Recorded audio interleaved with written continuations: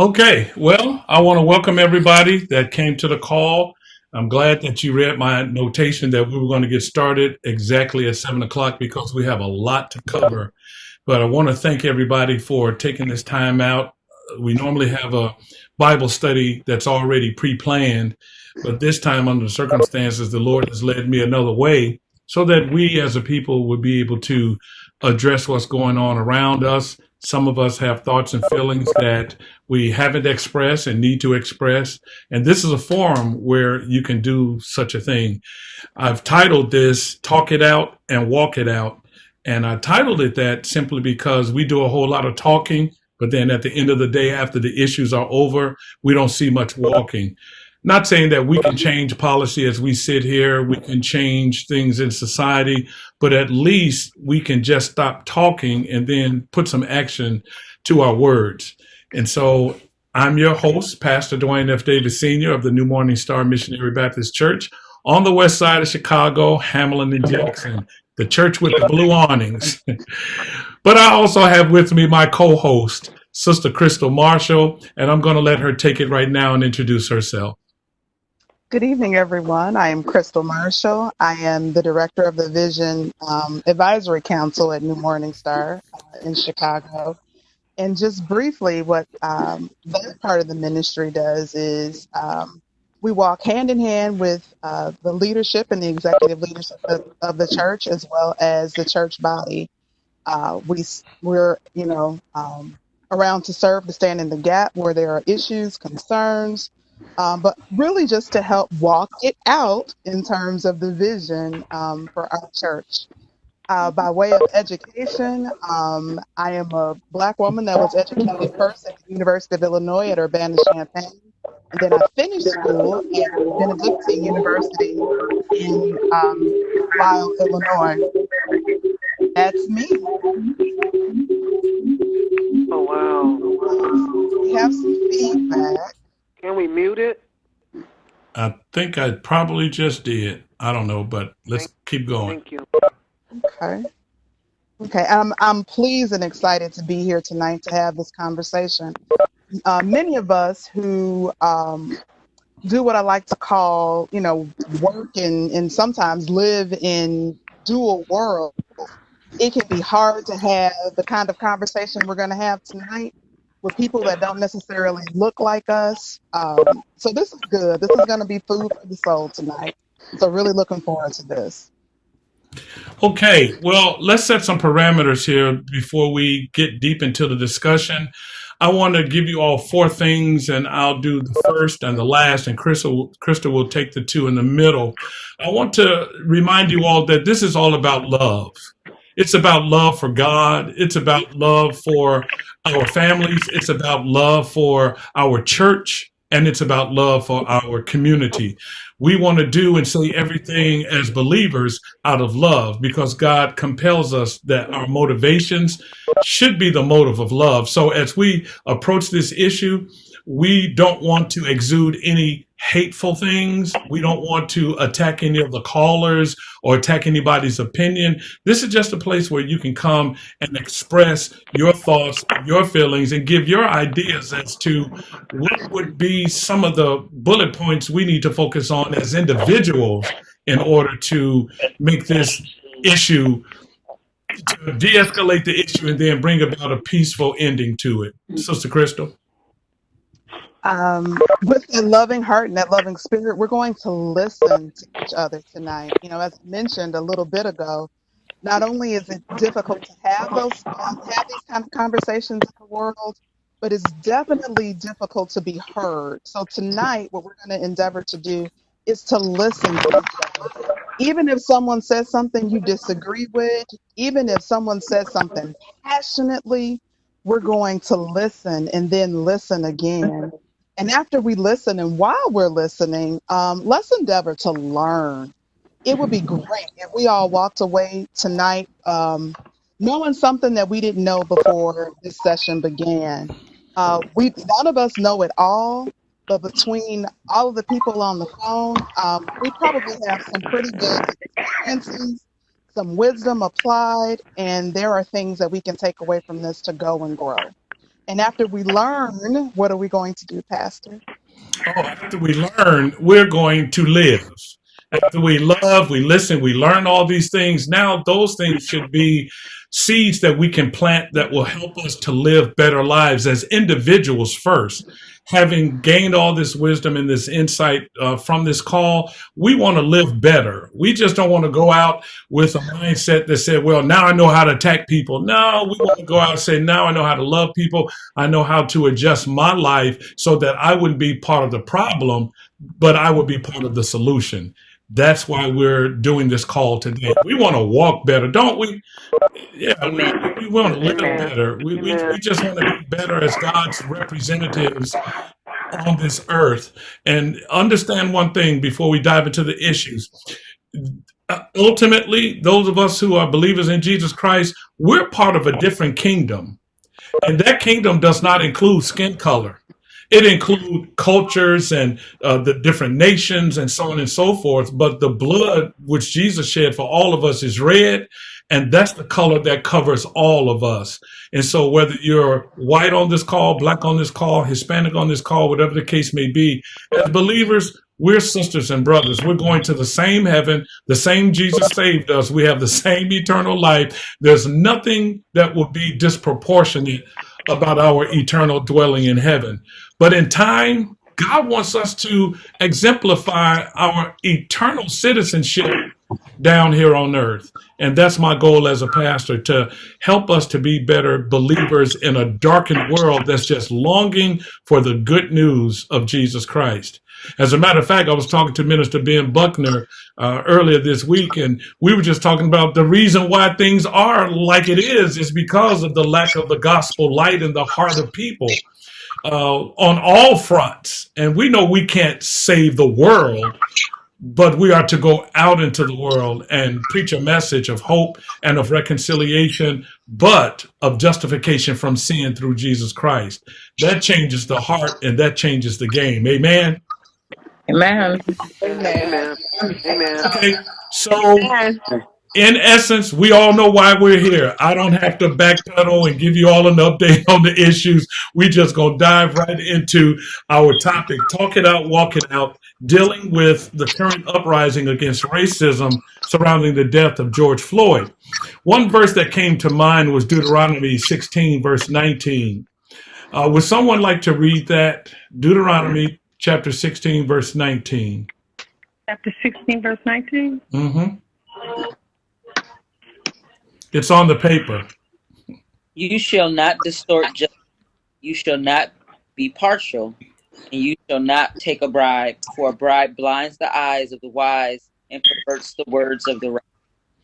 If there was any verse that will go straight to the heart of this issue on this issue on all levels, is this one. God talks about justice, and it shouldn't be distorted, it shouldn't be bent, it shouldn't be twisted. He says that those who are exercising judgment and justice should not be partial, and that they shouldn't take bribes, they shouldn't do it for money, because what that does is that when you pervert justice, when you take a bribe and you are partial, you don't execute judgment fairly, and so you become foolish. Your eyes are blinded to the real issues. I snapped off yesterday when I heard that this one famous couple, or two famous people, white, both of them white, and they gave $200,000 to the NAACP, National Advancement of African Americans, and they gave it, and they said, we would like to contribute to you all being able to deal with this issue. And then they said, we didn't know that this issue was this deep. And I'm thinking to myself, okay, what world did you grow up in, or what planet were you from? Your eyes have been blinded because of those who are in your circle haven't really dealt with the issue at hand. And so I got angry because, once again, I thought that, man, here they go pouring money at us, thinking that money is going to solve the problem. It has never solved the problem, and it never will. But those of us who are righteous and those of us who are experiencing injustice, We know where to fix it. You know where to fix it? Just stop being unjust. Stop treating us unjustly and start treating us fairly. It's as simple as that. But it don't work out that way tomorrow morning when the sun rises, okay? So I wanted to just do a lighthearted thing here. That's one of the things we're going to talk about on this list. Anyway, observation about how some white people treat black people. Now, what you all have as observations that came from different people that I talked to. I just asked them to give me some of the things that they have experienced by the hands of white people and some of my own personal ones. But let me just go down some of them. Number one, some whites won't speak to you or greet you in return. That's amazing. I experience that all the time out here where I live. I can walk past somebody and say, "Hey, how you doing?" They just keep walking like they ain't seen me. Pastor Garlando Lewis from Indianapolis, Indiana, he said he just moved into a new community. He and his wife are the only blacks in there. And there's this one guy that walks his dog past his house every day. And he spoke to him several times, and the guy just wouldn't talk, wouldn't say nothing to him. I was like, wow, that's just mean-spirited. Number two, whites profile blacks while they are driving or walking. Number three, blacks cannot move into certain white neighborhoods. Number four, when blacks enter stores, security cameras and security follow us around the store. Before I move on, could everybody mute their microphones? I'm going to see if I can mute as many as I can. But if you can mute your microphone, that'll help out tremendously. I just want to make sure that we are getting the maximum out of this call as possible. In other words, I want to hear myself heard.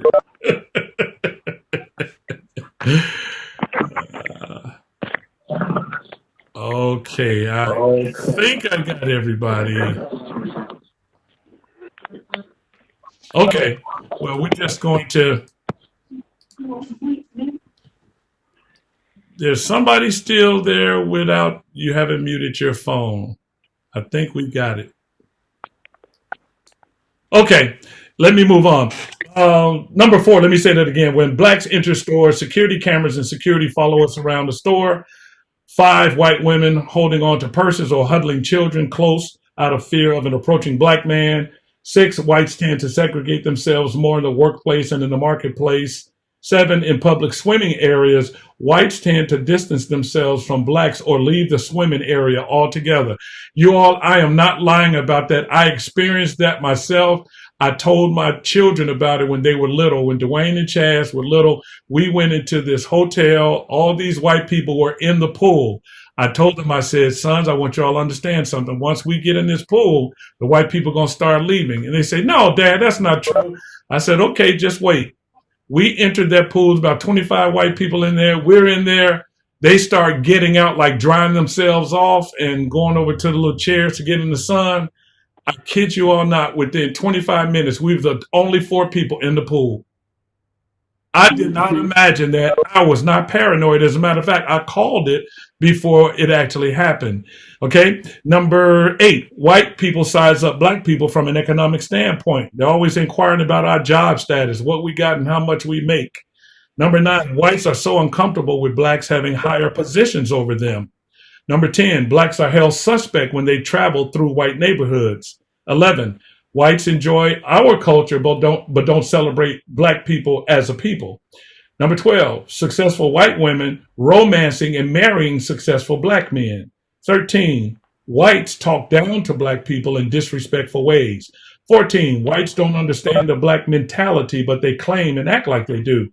Number 15, whites feel blacks should have gotten over the past mistreatments like slavery in the civil rights era. 16, whites don't understand the mental slavery. 17, blacks don't have the same quality of education and opportunity as whites. 18, there's the digital divide, the lack of basic computer skills and ownership of technology in the black community. 19, on an average, whites tend to exclude us from their celebratory events.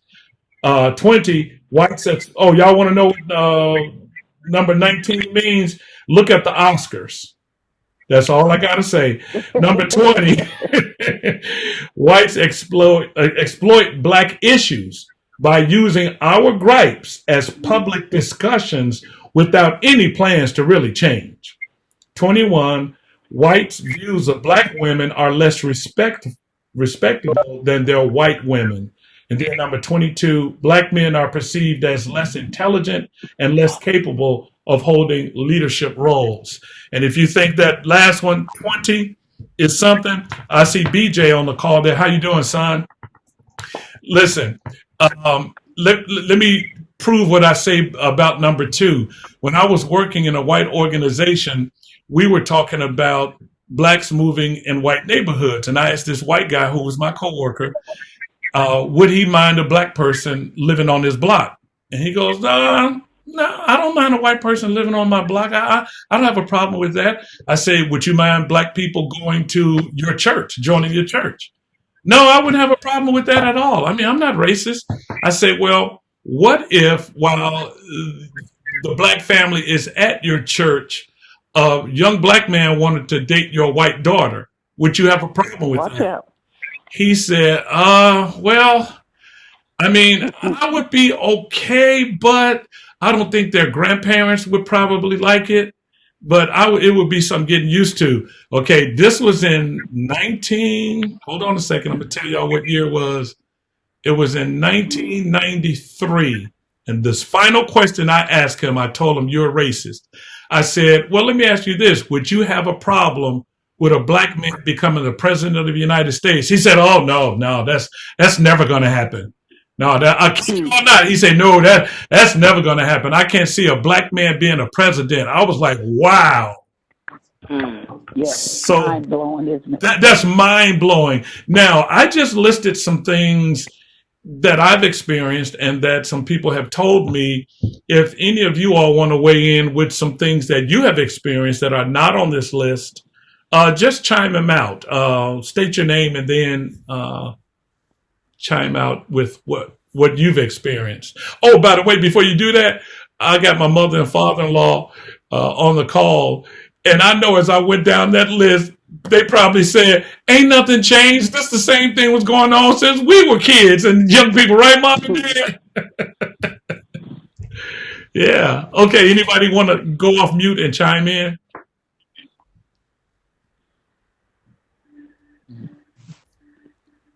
Whitey ain't listening, y'all. You can talk.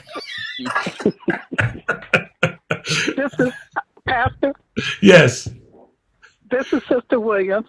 Hey, Sister Williams. I remember when I went to Jones Commercial. Can you give me the title? school. Can you give me the title of what you're saying? What's your bullet point? Then give me a short explanation. Well, my teacher felt like I should not have been there because I lived in the projects on the west side. And I had to take an entrance exam in order to get into school. But once I got in there, I had a teacher who felt like I was garbage. I did not hesitate to say that to me every single day. Wow. That's crazy.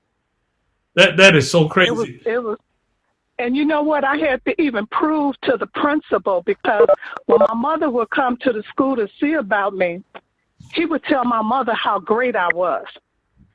And when my mother would leave, he would say, you ain't S-H-I-T. Wow. You don't belong here. You are garbage. And then he would, it was two of us in the class, and he would always tell the whole class that I was ignorant and stupid. And so one day I just had enough of him, and I told him, I said, you are a grown man, and my mother sent me here to be taught by you. So if I'm stupid, I reflect you. And he really did not. He gave me an F on every one of my papers and everything. I had to prove to the principal that he was harassing me before they made him stop. And see, Sister Sandra, this is the part of our Black experience that white people and other cultures don't know that we go through, and they wonder why we're so angry and agitated and bothered on the inside and then we act out on the outside. This stuff is, I mean, it's, I don't even know what to call it. It's just there. And to act like, what's wrong? I mean, well, it's like, really? You don't even know the history. Well, I have a white friend, and if he's listening, hey there, he know who I'm talking about. He married into a black family, and he was talking to me about a lot of issues, and we talked about a lot of things. But I told him, I say, dude, but let me just say this: at the end of the day, you're white.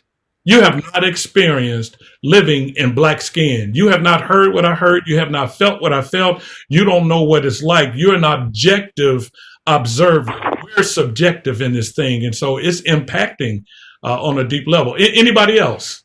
Give me the bullet point, the caption first, and then explain what you mean. This is Brother Morton. Hey, Brother Morton. Well, what I want to touch on is being called the N-word. In 1966, I was drafted into the Marine Corps. Okay. I was in San Diego training to go to war. And this man, he was not my drill sergeant. He was the drill sergeant from the sister platoon. But every time he catch me by myself, he would call me the N-word. And the first time he did, I'm not telling nobody else to do what I did.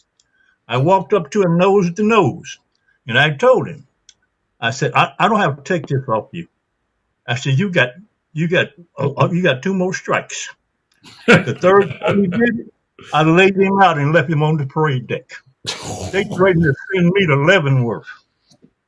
Whoa, Leavenworth is a prison camp, y'all, by the way. Right. And anyway, I was given an Article 15. I was chewed out by a full-bird colonel for about 45 minutes, threatening to send me to Leavenworth. After all of that, he asked me a dumb question. He said, if I call you that, what you gonna do? I told him, I'm gonna lay you out too. And he said, get him out of here, crazy. He ain't got no sense. Just get him out of here. I just share that with you. Thank you. Wow. Wow. Don't try that at home. Right. Don't try that at home. Anyone else? Let me hear from a young person. BJ, have you ever experienced any words, actions, or attitudes concerning you by being a black youth? Oh yeah, I got a lot. Wow. This happened in New City in the Oak Green area. Okay. Me and my friends, we was hanging out at Mariano's, and even though we brought like items and stuff, like they say you can only hang out. I'm putting it in quotes, only hang out if you buy something. But I've seen other kids and other white people buy stuff and not buy stuff, and they still sit there. But they told us we have to buy something in order to like stay in that area. So we still bought something, and then the security guard like people would look at us and like security would like follow us around because we're like a group of black kids, and like the security guard still tried to kick us out. He said, "Hey, y'all can't be here, because y'all can't be here without an adult." But we seen kids without adults still be there and sit in that area, so they still kicked us. They still kicked us out. Man, now watch this. Had you stood up for your rights to be there like the other kids, play out that scenario, what do you think would have happened? Police, because they still in some instances they call cops on kids from our like area. Wow. Still have them kicked out. Wow. Okay, give me one more if you can think of one more. I mean, that was deep enough right there. The lady that grabbed the purse. On the elevator? Was it on the elevator? Was it? I don't know. It's a lot of white ladies that grabbed the person.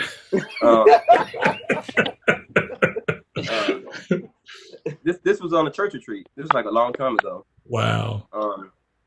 I was with Ryan, Sister Stella's son. Mm-hmm. Hey, yeah, Sister Stella's son. Yeah. And I was with Ryan, Devin, and Michael. And this was when I was like 12. And it was an all glass elevator, in a hotel, all glass. And we get in first. And then we're like, oh, come on in, she cut your purse. She's like, oh no, I'll wait. I'm waiting for somebody. We go to the top floor. Ryan told us, "Hey, just look down." The elevator goes down to the same floor, and she hops on the same floor as us. Wow. Goodness gracious. Wow. See? I mean, but they'll say you were paranoid. Yeah. Anybody else want to weigh in? I have a story. This is Stella. Oh, hey, Stella. I'm looking at number 13. Whites being disrespectful, talking to you disrespectfully. Mm-hmm. Quinn was working security. And of course, as security, you observe everything. And there was a particular a young white lady who walked past. And of course, Quinn is a male, and he said she was nice looking. So he just smiled at her. And his supervisor already had an issue with him. She was white. So she actually made a big deal about him smiling at the young woman. Even when the young woman said, "I'm fine, I'm okay," he did nothing. He said nothing to me. And she pursued this so that she ended up getting him fired. Wow. Goodness. Anybody else? I have Yeah. Hello, State your name. this is Sister Joy. Can you hear me? Yes, Sister Joy, go ahead. Okay, mine is bullet point 8. White size black people from an economic point of view. When I moved to the north side, my family was the only black family on the block. And one of my white neighbors also worked at the phone company as I did, and he inquired what department I worked in. And I told him I work in the department that pays me enough money to live while I'm living. He never spoke to me again, which was fine. Wow. But I know I couldn't live in the South with the wealth that I have of this day. And the one point where they say that we have not gotten over our in slavery and our civil rights movement, I tell people that say, "I didn't enslave you, it wasn't me that put you in slavery," I tell them that you are the one who are still benefiting from everything we have done Wow. in slavery. And you don't want to even share that. Yeah, the church said amen. Wow. Anybody else? I know y'all got other stories that are not on the list. Hey, Sister Patterson, good to hear your voice. Yeah, number 10. A few years ago, Henry and I was invited to a wedding in Berwyn, and so when we went, there was no room to park in the church parking lot. So we had to go around the corner, and we parked about a half a block away. And when we got out of the car, there was one person sitting on the porch. And we started walking, and as we were walking to the church, everybody came out on their porch. Wow. So we got in the church, and we sat down, and the wedding had started, so we kind of sat in the back so we didn't, interrupt anything. And it was a little girl. She turned around, and she saw us sitting back there. And she said something to her mother, and her mother turned around and looked. And then her mother started scolding her right away. But it was just weird. Mm. Wow. I had an incident. Oh, y'all know I got stories, so I can fill up this call with my stories. I had an incident where I was standing on a corner about to cross the street. I was probably 19 or 20, and I was on the corner, and these white guys, thank God I was saved at the time, these white guys turned the corner, and one of them rolled the window down, took a deep gurgling swallow, and just spit straight in my face. And kept going. I mean, just straight in my face. I was like, wow, really? That's assault. Yeah. I have a situation that had happened when I was staying in Indianapolis. About 25 miles from Indianapolis is a town called, trying to get the name of it right, not Greensville. I think it's Greensville. I think it's Greenville. It'll Mooresville. That's what it is, Mooresville. And I did not know that this was the headquarters of the KKK. The headquarters was 25 some miles from Indianapolis. And I remember it was a racial incident going on. And I got a call from a church member was asking me if I could go down to News Center 13. They're conducting an experiment.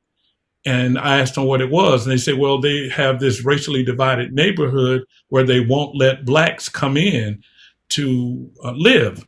So here's what they did. They set up the experiment. They wanted me to be the black man that will come in on this scenario. And here it is. They had a white couple to go into this area to claim that they want to buy a house. They showed them all the properties that was available for them as whites to move in. Then they had a black couple a couple of days later to go in and to talk about buying the house. They showed them nothing. They said that they were pretty much booked out. They're all done. They're going to take down the closed sign, but that's it. They have no lots available for sale. Here's where I came in at. They sent a white woman by herself to go buy a home, same realtor. They showed her where the place was, and she said, my husband, he's traveling from out of town. He'll be here tomorrow. And so they showed her all the land and everything. And they called me to ask me if I would go with News Center 13 to be her husband to see their reaction when we walked back through the door. I wasn't able to make it. It was a friend of mine that went, and they captured it on camera. When she walked in and said that, you know, I'm back, I got my husband, he's coming in. When the black man walked in and they saw his black face, I mean, it was like deer in the caught in the headlights kind of thing, and they had the cameras rolling, and they was just too outdone. But it's like, now that you all on camera, now you want to apologize and shift your feet on what you actually meant by we didn't have anything available. Like that day, nothing was available and something was going to be opening soon. It's like, whatever. So yeah, stuff is real. Anybody else got a story? It doesn't have to be on the list. It could be something that we didn't even mention. So I have one, Pastor. This is Sister Queena. Hey, Sister Queena. So when I was a prosecutor, I would travel the suburban circuit, and so I had the title. Give me the title of what you experienced, then explain it. I don't think it's on any of your bullet points. Which one? The title is they thought I'm supposed to be there. Oh, okay. She made it 23. It's number 23. You wasn't supposed to. Absolutely. Come on, Queenie. Go ahead. Okay, so I had to travel to the Skokie courthouse, and if everyone knows, Skokie is predominantly white area. And so my normal routine was to go into the courtroom early and, you know, put my cases and bags down and things of that sort. And so as I'm heading into the courtroom, there was a white sheriff standing there. And so I'm headed to my table, the prosecutor's table, because, you know, the prosecutor is the power table. That's the most powerful table in the courtroom. Okay. So as I'm headed that direction, he stopped me in my tracks saying, no, you have to wait outside until your case is called. He just assumed I was there for my own personal case. And so I had to let him know, no, I'm the prosecutor, and I showed him my, you know, my ID badge. Wow, that is crazy. But once again, we're being paranoid. This is not really happening. We just need to get over it. It's like, really? Okay, next. I got one, PD. Okay, Minister Ben. This has been a backhanded compliment. So my wife was on Amtrak, I believe, going to one of the colleges to see her brother. And it's how long was the ride, baby? Yeah, he was at West. But anyway, the white, it was BJ and Brienne. They was a little smaller. They was, you know, smaller. And the lady told my wife, they are well behaved. They are so well behaved. Opposed to what though? It's like, you know, it's like, you know, are these your kids? They are so well behaved. It's like, was you expecting for them to be little monkeys? You know, I mean, what was you? Yes. In a word. Wow. Yeah. Yeah. Like Quinta said, she wasn't supposed to be there, and Brianne and BJ wasn't supposed to be acting like that. Right. Wow. Mom and Dad. That's Mr. and Mrs. Ware. That's my mother and father-in-law. I know y'all sitting there like, so what else is new? Can y'all give me one? Either one of y'all could weigh in on it. Just give me one that's not on the list or that's on the list, since you all are the seniors of this and you all have walked more through it than we will ever. Mia? Can you hear? Yes. Yeah. We can hear you now. Okay. I'm like Brother Martin. I had most of my prejudice experience while I was in the military. I had two incidents. We was in South Carolina. It was on the weekend, and we was all lounging downtown on, I think it was Benedict College corner. But anyway, we was lounging around on the grass in the summertime. And there was a lot of soldiers there, a lot of black young ladies there, and white young ladies there, white soldiers, black soldiers, and we was on the front street. Anyway, the police came by, and he stopped and came out there, and he said, what do y'all know? We said, we lounging, you know. He said, well, you black guys, I said, you all can't be lying out here on the front street, you all have to go around behind the college there. We knew what he didn't want us to do. He didn't want us to be out there with the white young ladies because they would mingle with us, you know. Mm-hmm. Anyway, we went and called the post commander, and the post commander came out there and got him straight. He told him, he said, now, they're not doing anything, no alcohol or nothing like this. He said, now, if you want to keep this city, he said, I'll shut this city down. With all them soldiers on post, I'll shut this city down. He said, won't be nothing moved or nothing sold. Same way in Virginia. We were going up through there. We were on our way to New Jersey, 6 bus load of them.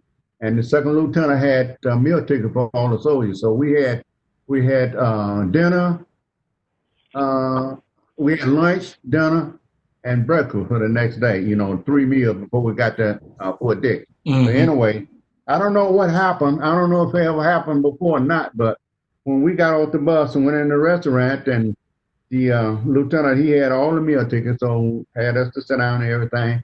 And this guy came out and he said, he said, we can serve the white soldier, but we can't serve the black soldier. This second lieutenant said, what you mean? He said, the United States of the Army have a contract with this restaurant to feed soldiers whatever they want. He said, and they're going to eat. He said, well, we can't serve them. He said, well, where's the manager? He said, well, the manager's not here. He said, well, I'll tell you what. He said, these soldiers are going to eat. He said, you're going to serve them. He said, now, I can have this place shut down through the United States of the Army. He said, but I can do better than that. He said, I can turn these soldiers loose in here and they'll tear this place down. He went and got his manager, came back, we didn't have no more problem. Wow. Yeah. Woo, this stuff is I know you all experiencing what I'm experiencing as we're listening to this. This is like ridiculous. And it gets you in your feelings when you hear these stories, because it's most of this stuff is unnecessary, except from the fact that it comes from white racism and hatred towards blacks. Mom, did you have anything you wanted to add to it, an experience that you can recall? Well, we was traveling home for a funeral, I believe it was, in the early 70s. And we stopped in Cullman, Alabama to get something to eat. So they told us that we had to go to the back to get something to eat. And I said, oh no, we're not going to the back. You know, I said, those days are over with.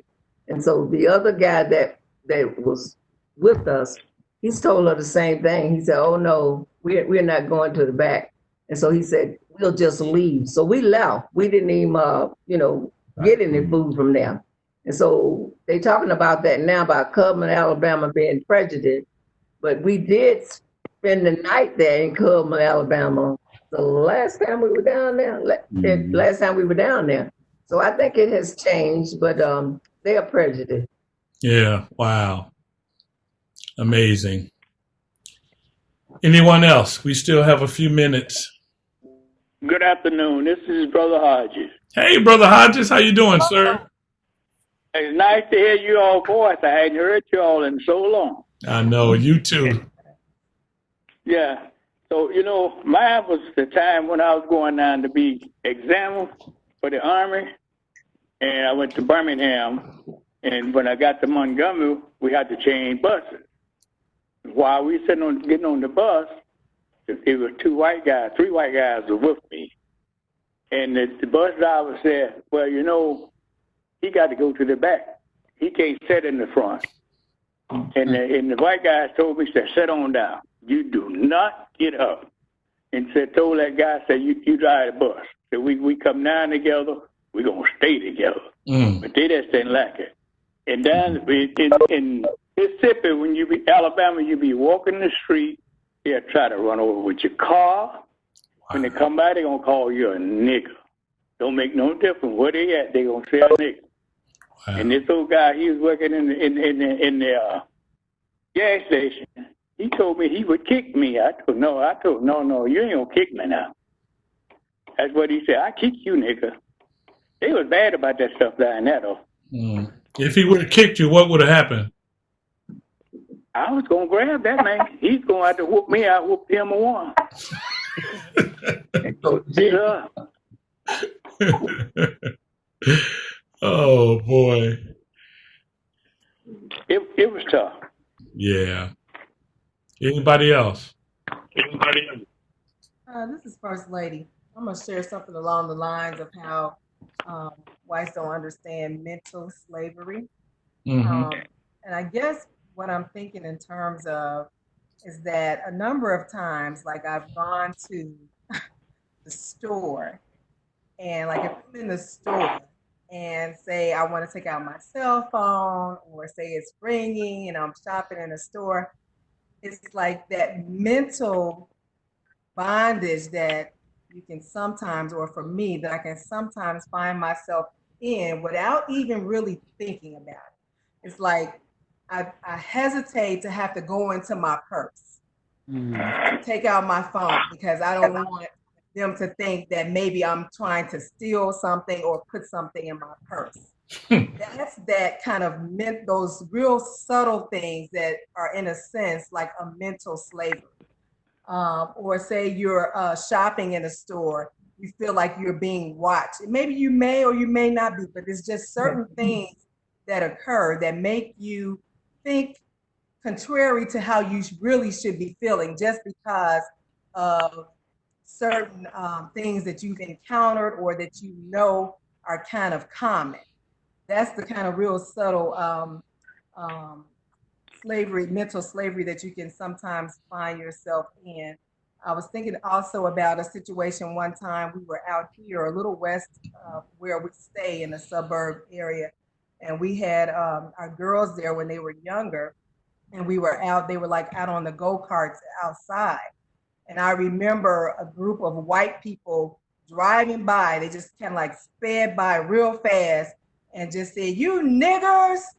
And I was like, oh my gosh. I'm like, it's like these kind of things still happen. I thought of one other situation too about the mental slavery. I find myself sometimes, especially lately, and this is just a psychological thing, but I found myself like when I'm walking, we have like a crosswalk where there's signs, if you're going cross, people are supposed to stop because it says, stop for pedestrians if they're walking across.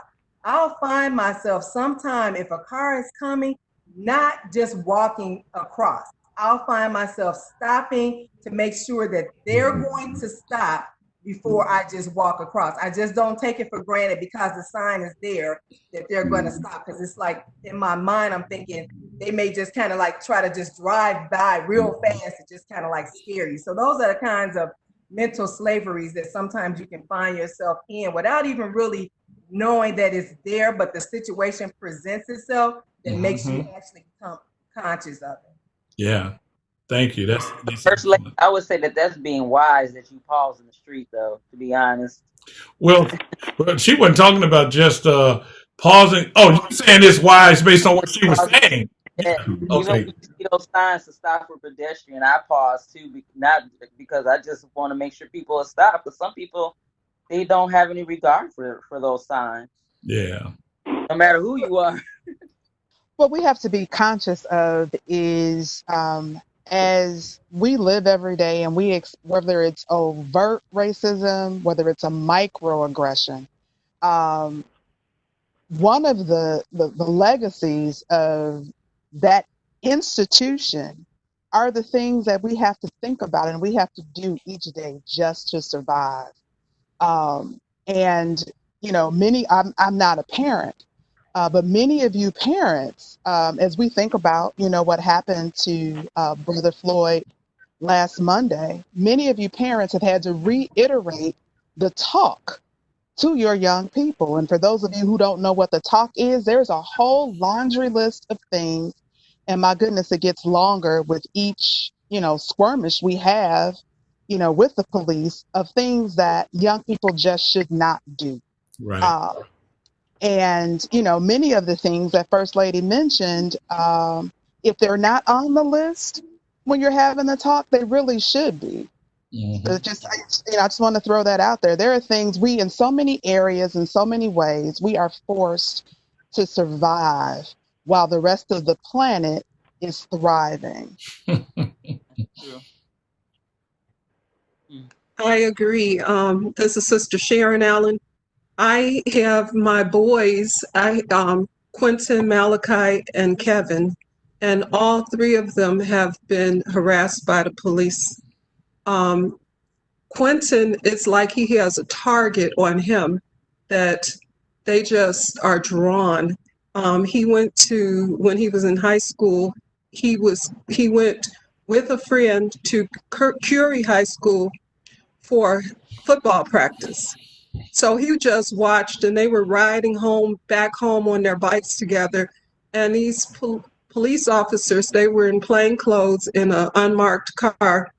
They get out, they stop them, they were cursing them, and just belittled them and, searched them and everything.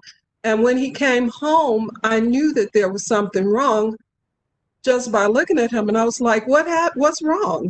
What happened? And he told me about what happened. And I just felt so helpless, and there's this helpless feeling that you have because you cannot protect your children from things like that. Another time, he was out in front of the house, and it was like school was just beginning, and I had meetings, from the beginning of school, and they hadn't started school yet. So they were out, and when I came home, I went in the house and started fixing dinner, and my kid, Maya and Malachi came running in. Mom, they're about to arrest Quentin. And I'm like, who? And I ran out, and the officers are like, well, he fits the description of a person that stole a bike or something. And I said, you can't take him. And the lady across the street kept saying, oh, this boy, leave him alone. He's been out here all day. He hasn't done anything, So my husband at the time, Gary, he went and he rode with the police. They wouldn't even let me do anything. Wow. But he rode with the police around to where the guy was that got his bicycle stolen. And he was fingering Quentin for the person and I told them, don't wear white t-shirts because white t-shirts is like a target. He had on this green and white striped shirt. And I'm like, and the person that stole the bike did have on a green and white striped shirt. But it wasn't Quentin. So he was able to come home. But it's just so many things, and you're helpless as a parent. You can't, you really can't do anything. Let me thank you, Sister Sharon. Let me speak to some of you parents. Angela Buey. I mean, whew, Lord, this is an overwhelming thing for me, growing up as a Black youth, experiencing all of what you all are saying. And it's like it's so personal to me. It doesn't make me angry, it just kind of makes me sad and grieved over the fact that we're still dealing with this from the time we came over here. They brought us, meaning our ancestors, over here till now. It's still the same. We've made some strides, but overall, in the public venue, this is how we're still treated, even in the private venue. But I want you to, Sister Angela, since Sharon mentioned her boys, you got 4 boys. I know your heart at times is totally at an unrest by your boys having to grow up in a society that wasn't designed for them to succeed. So speak to that issue, how you felt personally by sending them out there, quote unquote, I hate to put it like this, but to the white wolves, knowing that they would be marginalized.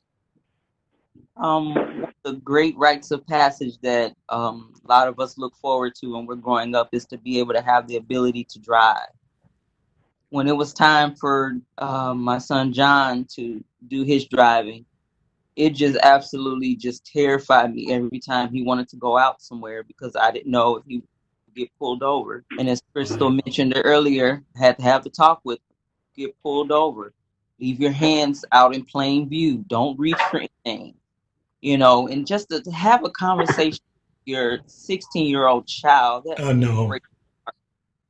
And then I had to do it again with Michael, having this conversation with him. So far, Matthew's not interested in driving, so I haven't had to talk to him about driving. But I'll soon have to have that conversation with Caleb in regards to driving and being pulled over. But one of the first experiences that my boys had was in the house that we live in now. We moved there, and it was near around the time of 4th of July that they were just popping just firecrackers. Johnny's got them a little pack of firecrackers, and they had some sparklers. So in the backyard, throwing firecrackers, and at the time we didn't have a fence on our backyard yet. I guess somebody called the cops, or the cops were just patrolling. They came full force, 2 full carloads of cops swarmed our backyard, banged on our, and then the kids, when they heard the cops coming, they got scared, so they ran in the house. They ran in the basement. Cops banging on the door. I'm like, what is that? We run downstairs. Cops are in our basement, cussing my babies out. Wow. Firecrackers. Me and John are standing. We're like, why are you in our house? You are in here illegally. We did not open this door for you. Why are you in here? And why are you cussing these children? These are babies. And one guy had the nerve to have his gun out, because at the time we had our dog. And he was like, you better get your dog. You better get your dog. So not only my kids being terrorized, they're seeing their family pet about to get shot. And then, good Lord.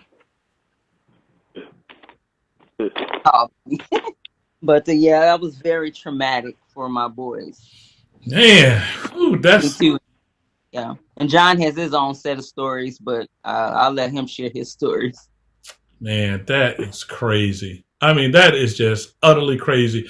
I remember, speaking of driving, I remember when I first became the pastor of New Morning Star, I stayed in Lombard off of Finley Road in Roosevelt.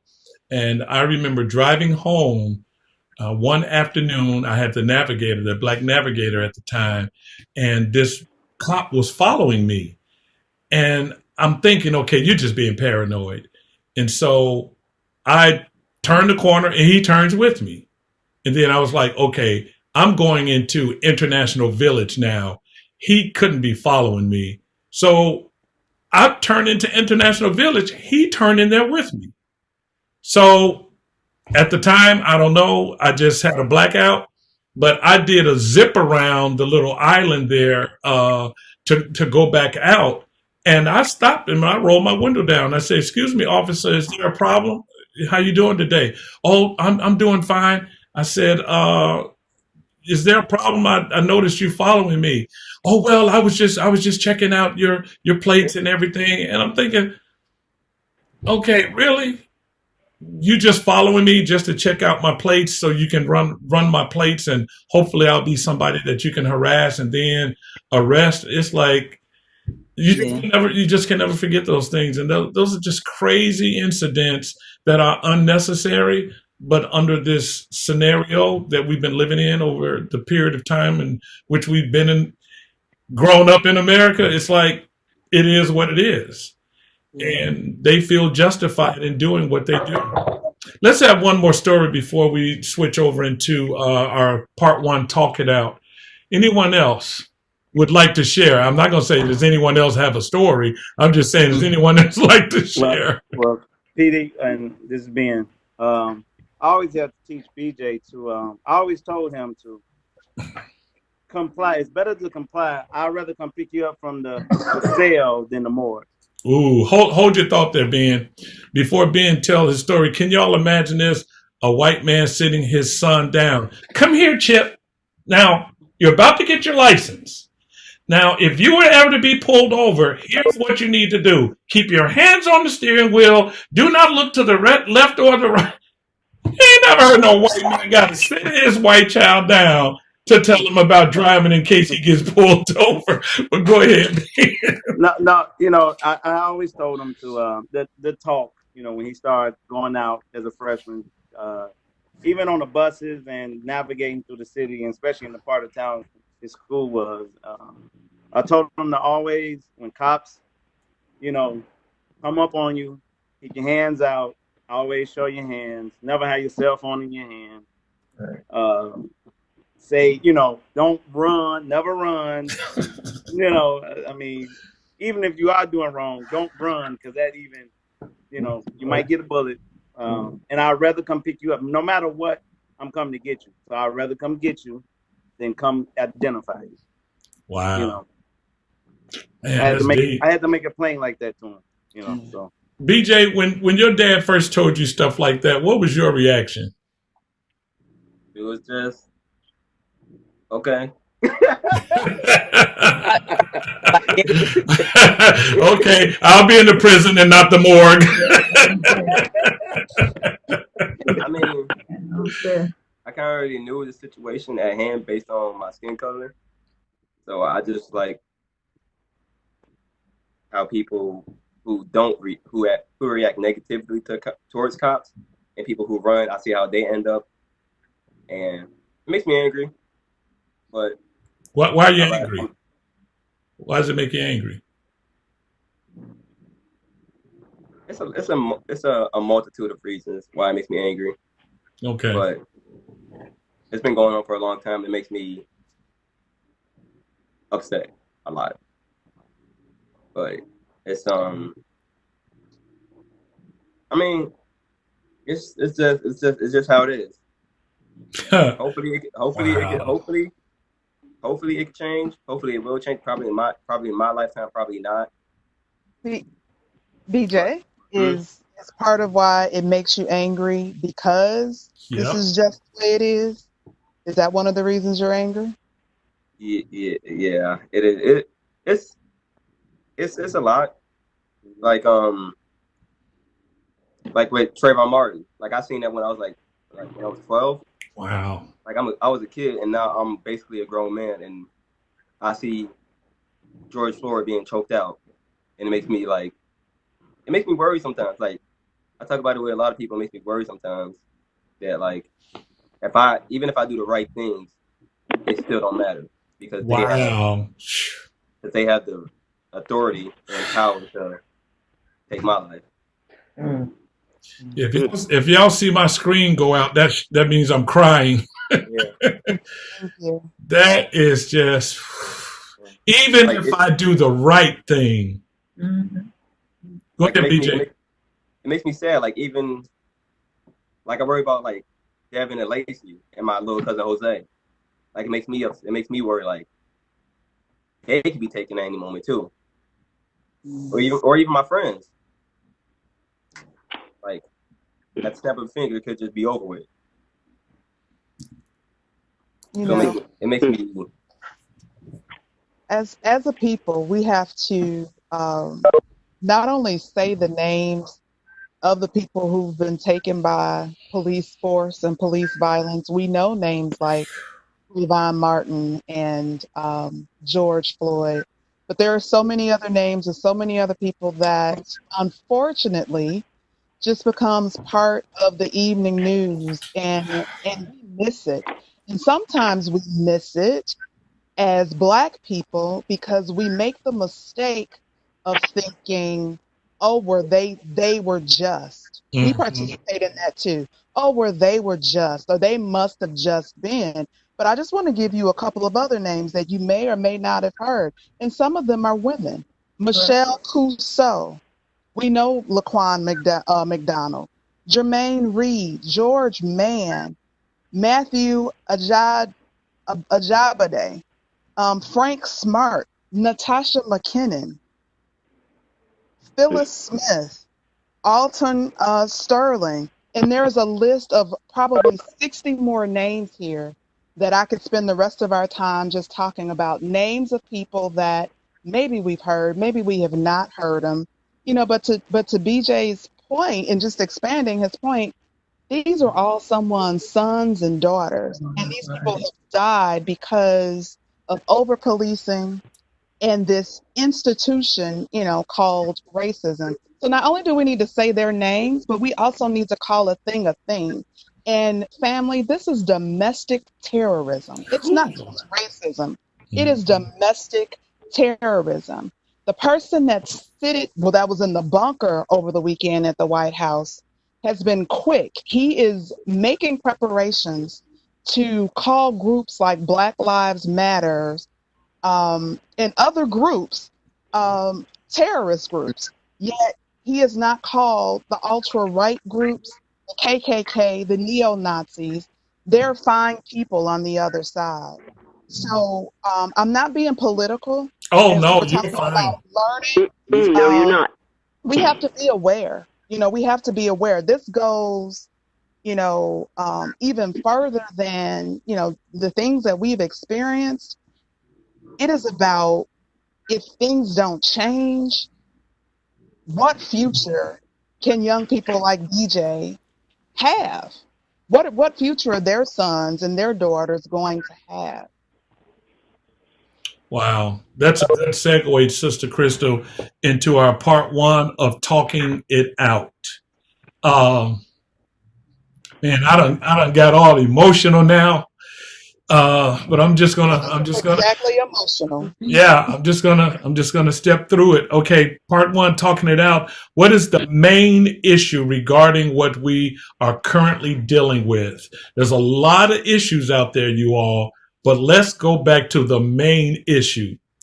George Floyd was executed by a white officer with his knee on his neck, which caused him to suffocate to death. That's the issue. It's a white execution of a black man. You take away the audio, and all you see is a white man with his knee rather on the neck of a black man executing him. Okay. Now they said they charged him with third-degree murder, saying that it wasn't premeditated.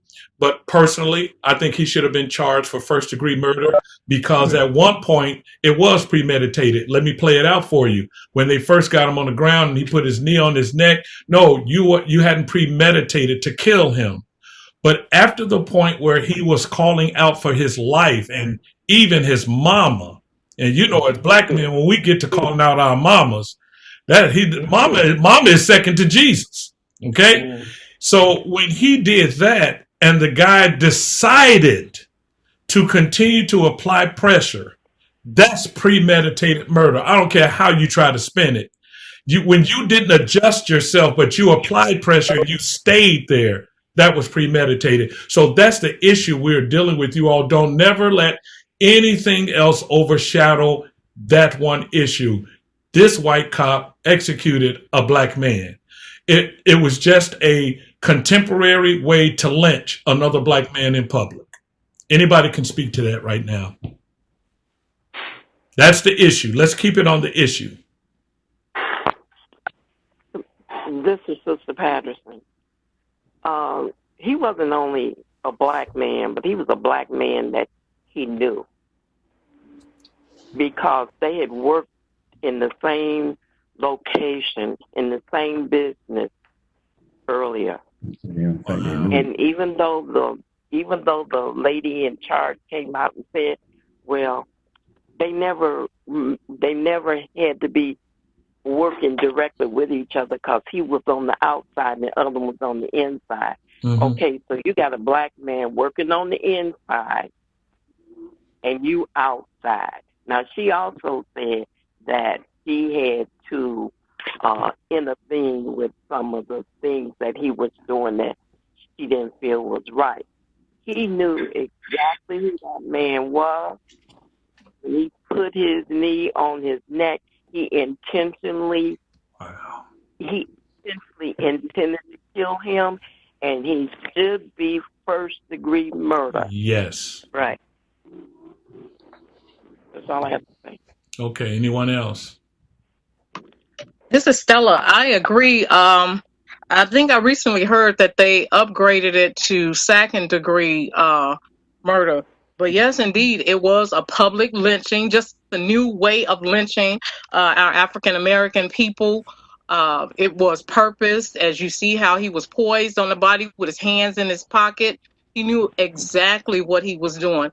And it's no different from how they treated black men during the slavery time, where they would pull the black man away from his family and publicly humiliate him in front of his family to demonstrate their authority, their power, because they are the supreme beings. And to them, we are not even human. So this has not changed. It is a systemic system that has always been, and so many whites have believed that they are supreme over blacks, and it is the color of the skin that they hate, not even knowing who we are. Mm-hmm. Wow. Good work, Stella. I like that. Sharon Allen. I just wanted to say it is a systemic problem.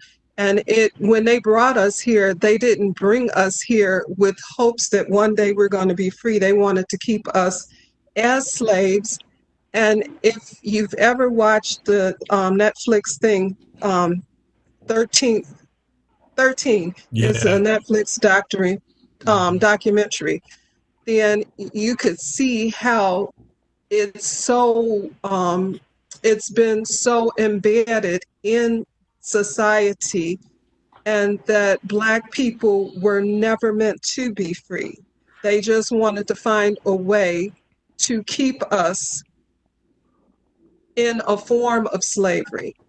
And so when these guys, police officers, or anybody else killed a Black person, it was white privilege.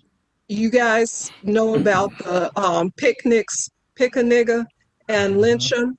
Mm-hmm. They'd have Sunday picnics and lynch Black men, hang them up in front of their kids just for entertainment. We were not anything to them.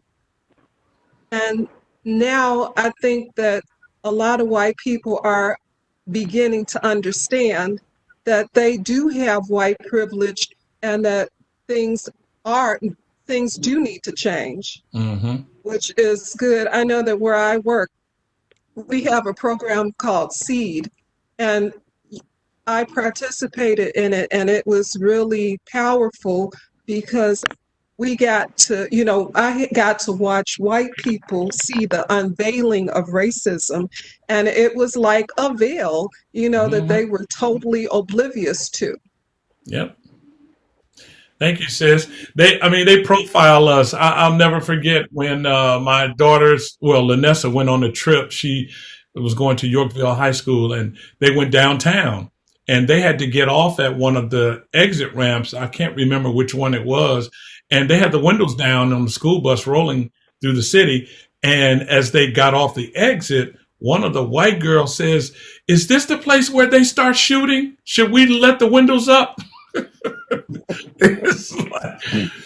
And then my little neighbor, Latrice used to watch her babysit for them when they would go away or whatever. And she told me, the little girl asked her one day, "Does your brothers wear a gold chain and smoke?" When we did the episode of The World's Strictest Parents, and we had the young lady, 16 years old, come all the way over from the UK, she said she thought most black men that were cool had toothpicks in their mouths. And it's like, what? They're watching the old black movies from the 70s, 60s and 70s over there, and she's thinking, but it's been profiled that way. I want to switch gears here, but stay on that same point. And Jennifer Johnson, James Johnson's wife, she's Hispanic. She's on the call. I believe she is. And I asked her to come on the call so she could also share from an Hispanic standpoint how they have experienced racism as well. And then I have another question to ask her before we get off the call. Jennifer, are you there? Yeah, I'm here. Hello. Hi, how you doing, sweetheart? I'm doing good. Thank you for asking and for having me on the call. I love being with you guys. Oh, great. So share with us from your standpoint, if it's personal or relative, a brother or something like that, that has experienced this white racism firsthand. Well, I guess firsthand, I guess I always experience it at work, like over the phones, like just because we make tortillas and our main demographic is Hispanic. I'll answer the phones in Spanish. Maybe like every other day, someone will say, "Oh, I don't speak Mexican," and I'll just switch to English and just stuff like that. And then as far as like my family, like my brother, he's like a really tall guy and he's really quiet. And he likes to be comfortable, so he wears like hoodies and stuff, and he gets picked on a lot, like when he's coming home from work because he takes the bus, and like I guess like gang members come up to him and like just because he's like Hispanic, it just makes me really sad.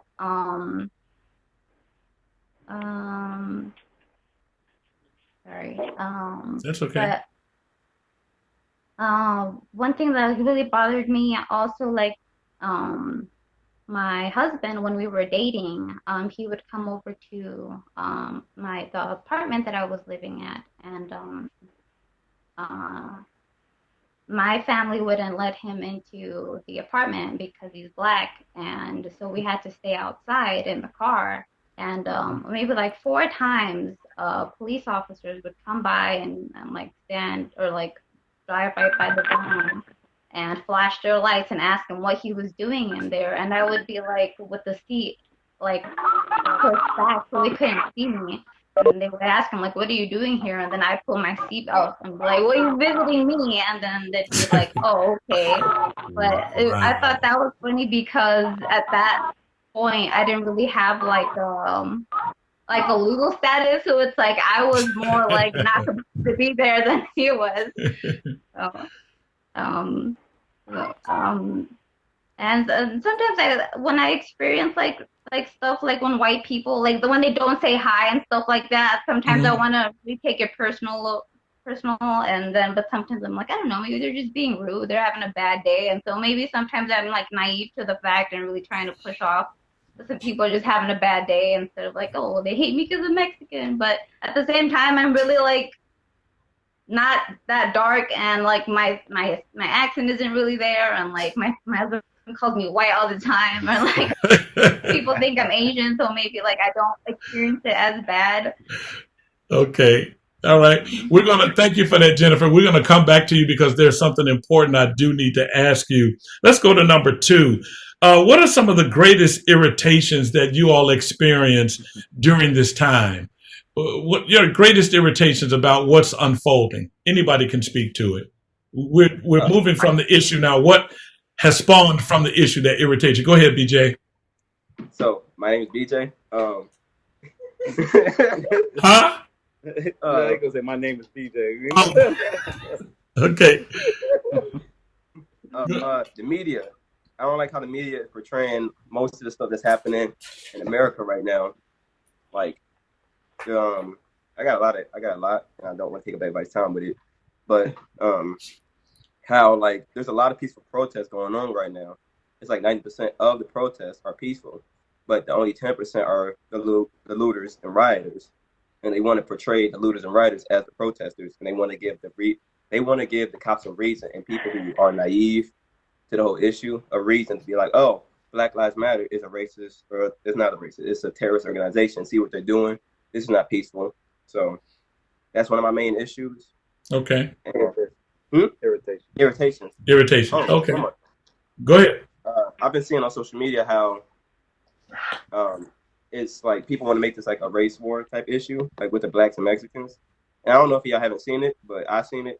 That's mainly with my generation. Right. That's why Jennifer is on the call. I'm going to have her to address some of that. So that's cool, Ben. I'm glad you brought that up. Keep going. But it's like it makes me upset, and it really shows the ignorance in so many people who I went to school with, how they're racist against Mexicans, and it makes me really upset because I know a lot of Mexicans, and they're not like that. Wow. They're not racist for Black people, and it's just really they're pushing the wrong narrative. Like we got a common threat, you know? Right? Like we're minorities, we go through the same thing, so it's kind of ignorant to me. Yeah, and it's one of my main irritations. Anybody else? What has irritated you throughout this thing? Hey, this is Giselle. Go ahead. Go ahead, Giselle.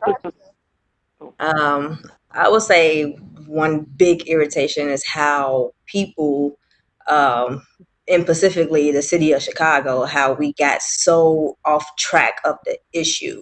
The protesting was good. Everybody was paying attention. They're protesting all over the country, all over the world. And now it's like looting is got us so focused, is what people are doing so much, and that looting led into the whole race wars between the Latin Kings and the Black people. So it's like, how did we fall into this trap now? Because this is what they wanted. They wanted us to, to get off track, start fighting each other, start looting, start destroying the community. This is exactly what they wanted. And we felt, well, I ain't gonna say we, because I'm not a part of that. I know what you mean. We fell for the trap. And now it's like, it's brought in more stress on everybody. And me personally, I think the city of Chicago, the young people, we took it too far. When they started announcing that the city of Chicago was protesting, I was like, uh-oh. Because I know how we are. I know how Black people are in Chicago. Like, we take it too far. And now it's like, dang, y'all. Now we got to build up the community. Now we don't got nowhere to eat or to go grocery shopping. We got to go far out. And now the Mexicans, the Latinos, and the Black people are killing each other. It's ridiculous now. And it's like, dang, y'all, this is what they wanted, and we fell for it. Like, come on. So that's just been the big irritation for me. Man, Giselle, you captured that really well, from the issue and how it evolved and spun out of control into something else that we ain't even talking about the issue anymore. You always got to be brought back to what the issue is because it spawned out so far. Yep. Wow. Yeah. Yep. Anybody else? Great irritation. Pastor, it's Sister Williams again. Yes. My irritation is this. A lot of times when things happen, there are peaceful demonstrators. And then you get people that come in, and mainly a lot of times it's been white people that will come in and start setting fire to places and then blame, and they making it seem like it was us that were doing it. Mm-hmm. But we knew from years ago, they did this years ago. They would come in, or people who had those businesses would send people in. When there was a demonstration, they would send them in to set their businesses on fire so that they can get the insurance money and then move out of the neighborhood. But then they would blame us. And we would just be looting because they be the ones that broke the window, and we just go in and get some stuff out of there. But we didn't start the fire, and we didn't start the initial break-in. but they made it look like it was us. Like you seen some people that came, some white people came by and was handing bricks out to these black people, and these boys was taking these bricks, talking about, here, use this, use this. And I'm like, what are they doing? Did you all see that, Sister Sandra, to your point, did you all see that one place that brought in some bricks on skids with a forklift? Yeah. Okay, first of all, black people don't own forklifts, and we don't buy bricks. That's right. They brought the bricks in and sat them down on skids to get them something to throw. I'm like, Lord.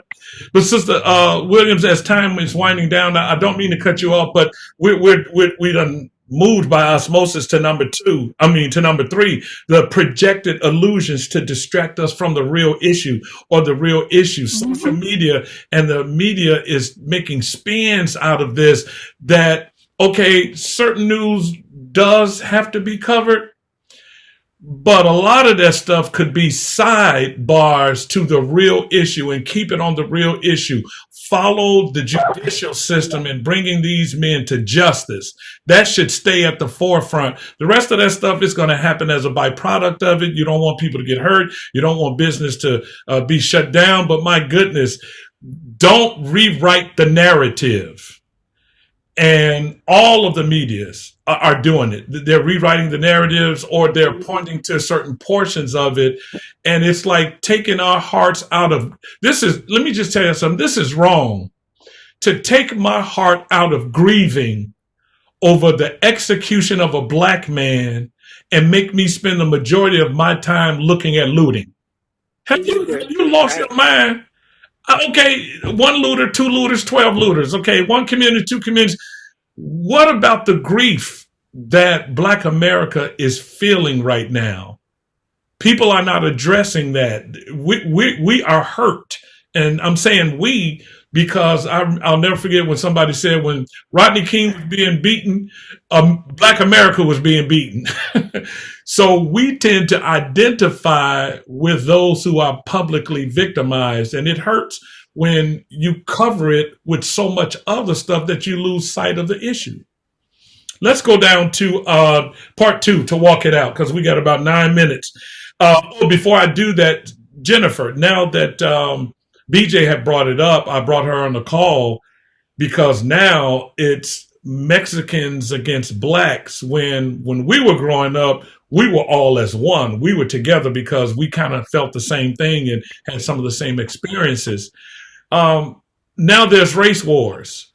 And I know I'm not that far removed that it's been spawned off by the gang members, gangs against gangs. So I know that's the top layer of it. But Jennifer, have you heard anything in particular just from your side of the fence, how it's playing out? Yeah, I've heard a lot of stuff. Of course, a lot of just because we're like in a little village in the Pilsen areas, everybody's just kind of really scared and aren't able to get home just because roads are blocked off and stuff. But we've always known about gang activity, and we're aware that there's certain people that are just going too far, and we're trying to promote I guess positivity and just knowing that, of course, that not everybody is doing the same things, and just to be safe and to not spread lies, because there was also I heard some people were saying that there were some racists that were posting that stuff so that we would be against each other. And I mean, some people are really scared about like that they're going to be specifically targeted, but just that we're also going to get caught like in the midst of it as well, even just because everything's just so dangerous. Yeah. And I guess that's like that. So let me ask you something, Brother James. I see you sitting there in the cut with your sweetheart. I mean, now we got this new level of contentions in the race wars between blacks and Hispanics. You're a black man married to a Hispanic woman. I mean, now to be seen with her by certain people is what black and whites used to get back in the day when they started dating and marrying each other. So now here you are on top of a brand new scenario. How do you plan on navigating that? Well, to be honest, I mean, obviously we'll be talking about in the future because ain't really too many places to go right now together besides to the grocery store, and that's if they open. Right. Last two times I tried to go to the grocery store, they was closed early, and I was like, all right, well, that didn't work out. But I don't know. I mean, I feel like there's always been this stigma in the Black community of sorts, where if you do marry somebody outside of your own, like there's a segment of Black people that may look at it and they frown upon it of sorts. Mm-hmm. And not that I've per se experienced any particular prejudice from Black people, but you always, it's kind of like, because it's been perpetuated through the society for so long, you kind of have this thought in the back of your head when you're out. And it's cool when, like, you know, you're just in regular diverse communities, but when it's just all Black people, you know, you wondering, like, is anybody thinking anything? Right. You know, and then if it's just all Hispanics, and then you wondering, you know, is anybody thinking anything as far as, you know, maybe less of me or less of her or something like that.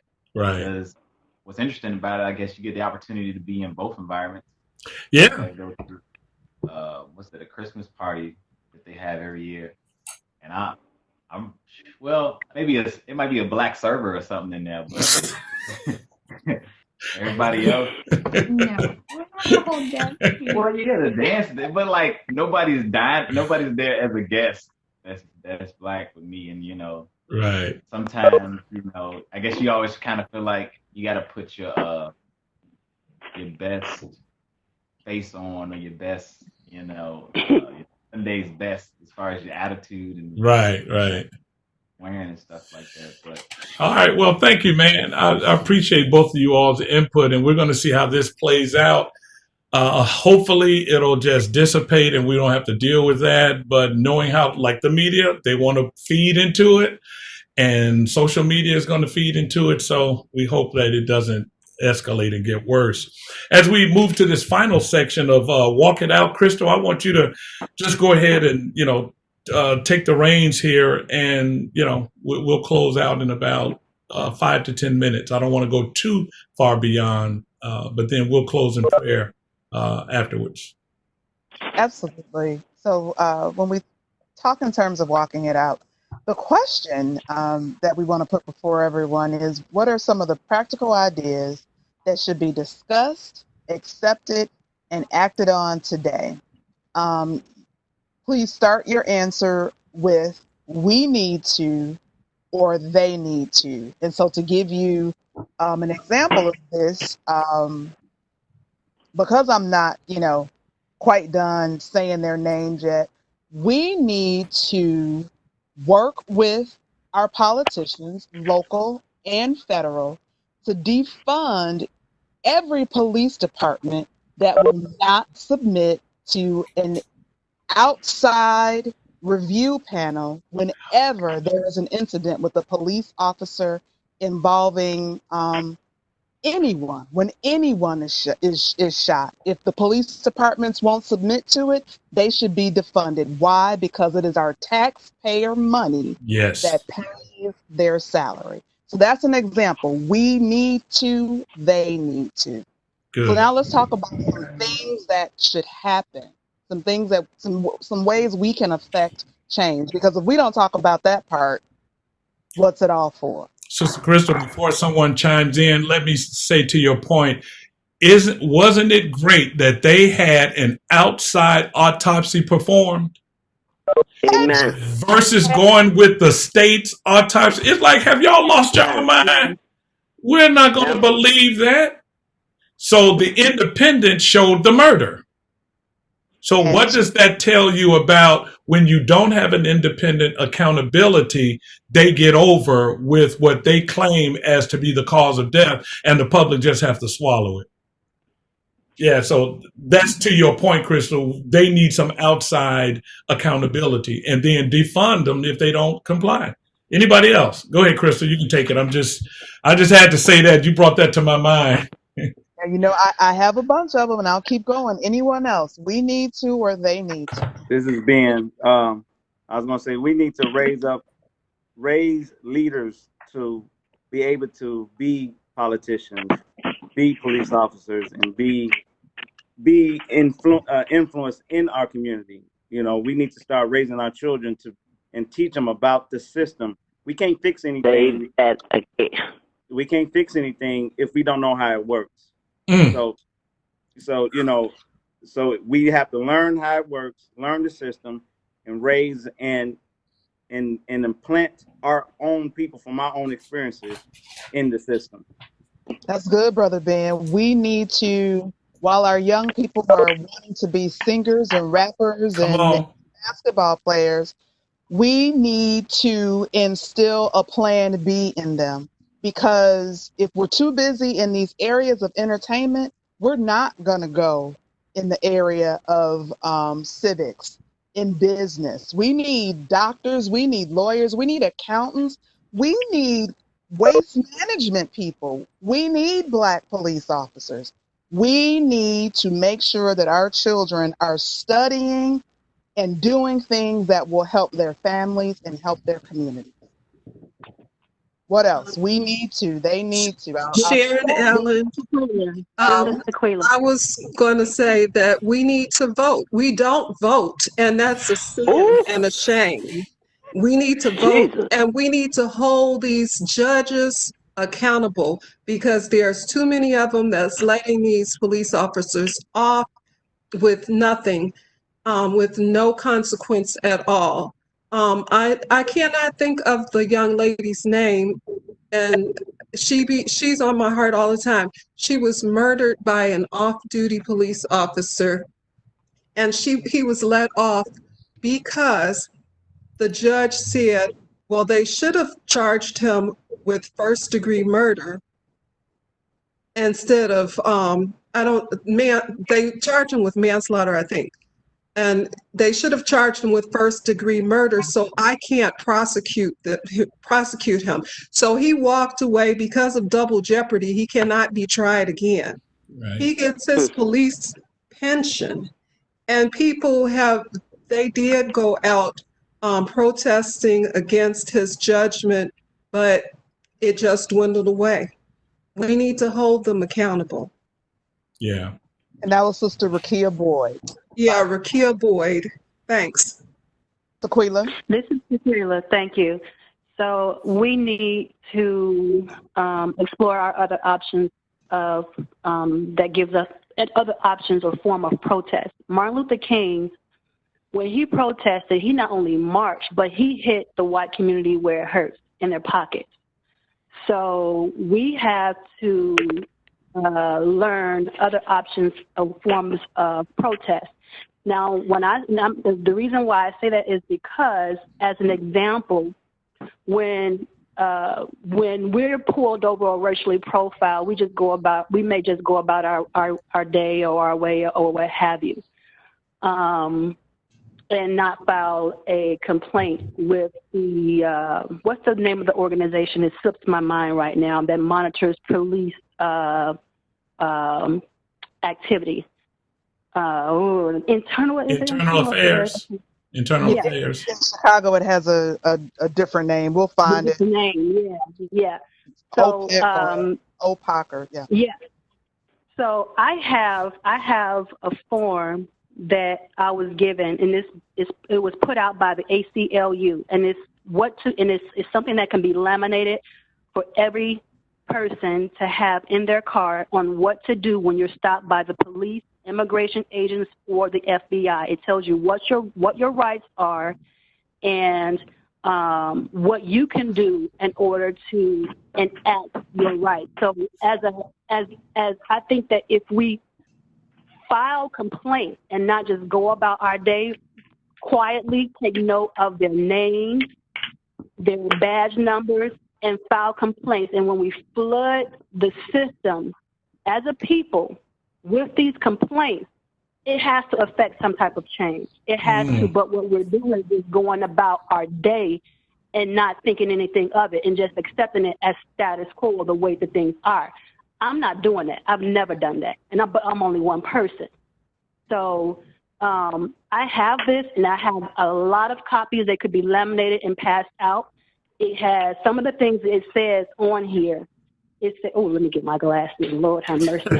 Hey, Sister Queen, while you're getting your glasses, send me a copy of that, and I can send it out to everybody that participated on the call, as well as to the rest of the church family that'll be able to view and listen to this call. Yeah, it says, okay, it says your right to have Don't read all of it. Yeah. It basically tells you, yeah, so but that's the short of it is, what I've told Malik is he likes to keep his wallet in his pocket. And so when he gets in his car, it always falls out of his pocket onto like the side of his, between his door and his seat. So if he ever gets pulled over, he has to go digging and scrambling for his things. So now he's gotten to the point where I told him about that. He'll put it in the cup holder between the seats. So after watching this, after watching this Twitter that David Banner had posted of Ricky Smiley sending his son off to college, he told him, and I told Malik the same thing: keep your wallet above your visor, above your driver's seat, so that if you ever pulled over, your hands are always visible. Whenever you're stopped, if it's at nighttime, turn the inside light of your car on and keep your hands on your steering wheel until they ask you for your driver's license. Once you give it to them, you put it back on your steering wheel until they have dismissed you. Now, here you go. White father. Chip, did you hear that? Put your wallet in the top of the visor. You don't want your hands not to be seen. Yeah. We'll take one more real quick. We need to, or they need to. This has been an excellent conversation tonight. Almost seems like this is Reverend Palmer. But hey, LP. Pastor, what we need to do is keep an eye on how they are bringing in the military to replace the police. If you look at the news, look at it very carefully. It'll be on tonight.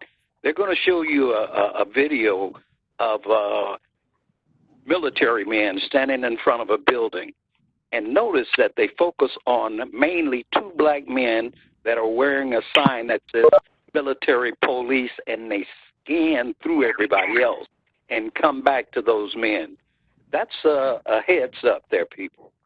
Please keep that in mind, because when the military is told to do something, they're going to do it, and that can mean a lot of deaths. Wow. I'm done. Sister Crystal, Reverend Palmer, thank you so much for that. Let's just keep it going for another 10, 15 minutes. I don't think we should cut it off unless somebody needs to go. Oh, that's right. My wife has a prayer call at 9. So let's do about 5 more minutes, and then we'll wrap it up. Go ahead, sis. let's continue the conversation. Giselle, you're off of mute. Were you going to say something? Yeah, I was going to say that we need to better educate ourselves.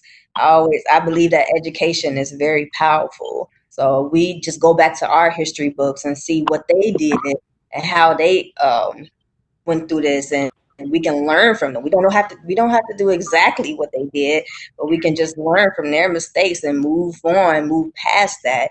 And then just going off what Queen said, educating ourselves on how to communicate and interact if we get pulled over by the policeman. Like we need to better learn how to do things and go out into the world as Black people. Like we have to better educate ourselves. Thank you. I have something real quick. I knew you did. Thank you. So we need to, when I'm talking with parents and we're on this remote learning platform, we need to ensure that our children are working on their education. So many parents are saying, well, I got to work. So I can't monitor my kid if he getting on his remote learning or not. So those are excuses. So as parents, we back to education. Yes, re-educate ourselves on things that have happened and current events, but also making sure that our children value their education right now, because that's your mind. Knowledge is power. Those are our upcoming leaders. We talk about moving past rapping and singing, but moving toward positive leadership roles, and also voting to make a difference. So we have so much on our plate that we need to work on as a people as well, and that's being accountable as parents too. Excellent. I see Sharon Allen, you're off mute. Did you have something to add? That's Sharon Henderson. I'm sorry, I just forgot to get back on. Ms. Henderson, Sharon Henderson, go ahead. Hello. Okay. We need to understand the big picture and understand the many areas of racism that plagues our community, whether it's education, employment, the workplace, the family, because there's so many different areas. And then we must use our God-given wisdom to make changes happen. We must be able to develop the unity in our own community and educate our own to the degree that we will stop supporting all these other ethnic groups, not being prejudiced before we support our own, and stop believing the lies that we get from the media and others that try to stereotype us as a people, because for many years, if they say that man is in jail, he's in jail because he did something. It wasn't until social media came on board that everybody started saying, oh my God, they did this, they did that. So not just talk about it, but because we got so many different areas, especially with education, especially even with the area you live in. If you live in the wrong area, for a fact your insurance is going to be high. For a fact a lot of things going to happen. They're going to put the bad food in your stores. So to be able to educate, and it starts with the church and in our homes and the people that's doing stuff. I had a pet peeve with you. You want me to come help clean up, and I don't have a problem with that. But what about the ones that tow up? Why wasn't you out there to try to talk to them prior to them doing that? We understand the difference between protest and looting, and now in our communities we have nothing, and they want to give money, or we need to be able to have people educated enough that when Lightfoot saying that they're going to put $10 million on the west side and south side, we have the educated young people or whomever to be able to say, yes, I got a business idea, I can put this business to form. We had no community. And so that's why other communities like the Hispanic community, that they form the little village and they say, oh no, you're not coming over here. And then when you go up north, even though our taxpayers' dollars help build that, because we so against one another, it's so hard for us to grow. Back in the day when they had to come from the South here, they had to